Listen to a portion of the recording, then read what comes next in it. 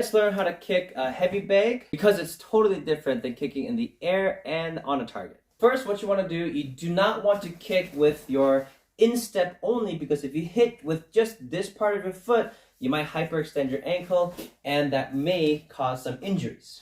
What you want to do instead when you're hitting the bag is you want to hit with your shin and your foot all together so that you have less risk of injuries. So ultimately, we're going to talk about roundhouse kick, and when you kick your roundhouse kick, you're going to drive your knee all the way to the bag, and the last minute, you really want to pivot as much as possible, at least 160 to 180 degrees to get the maximum rotation, and you also want to counterbalance. Let me demonstrate this very slowly. So you're going to bend your knee one, and then you're going to pivot just a little bit as you saw, and your right hand's going to be ready for the counterbalance because you don't want to overturn your body. So you're going to stop your body from overturning, and my left hand's on my chest for a guard, and also my pivoting foot has to go at least 180, and I'm going to push my hip into the bag just like so, and I'm going to kick the bag just like that. What I would recommend if you're kicking as a beginner, you don't want to go full out on the first kick because you might hit the black part of the bag, or you might hit with like that part of your foot and you might hurt your knee.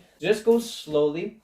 I always want to stress that form is key to excellence. If you have good form first, then when you put speed into it, then you'll be a little bit faster and then more powerful, and it won't cause any injuries. Let's say, for example, I did that, but I didn't know how to kick the bag, and I kick with like my instep over here.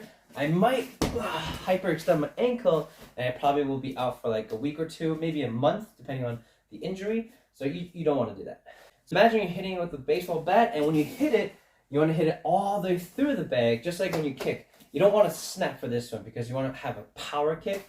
So when you hit the bag, don't snap like this, which is okay for training, but you just want to kick as hard as you can. Use your hip, push your hip in, all the way like this, push the bag as hard as possible. A common mistake, a lot of people, they wind up way too much and they go all out like this, and then they go like this, and then, which is okay. However, you want to try to create that power without doing too much of a wind up. From here, and then try to push the bag as hard as possible.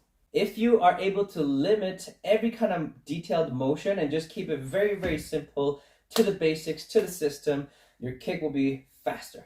So that's how you kick a bag. If you want to do a jumping back kick, you can do that as well, or double roundhouse kick. You could do this, or even tornado kick. You just want to have fun with it. And if you guys want to take your skills a little bit further and you guys want personal feedback from myself, you guys actually can check out the comments or the description below for the online courses or exclusive membership program.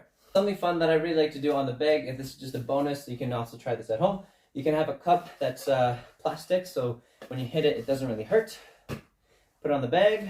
And from here, you want to practice your speed and accuracy and see if you can only just kick the cup without hitting the bag. Alright, and we'll see you guys in the next video. Thank you very much, and we'll see you soon.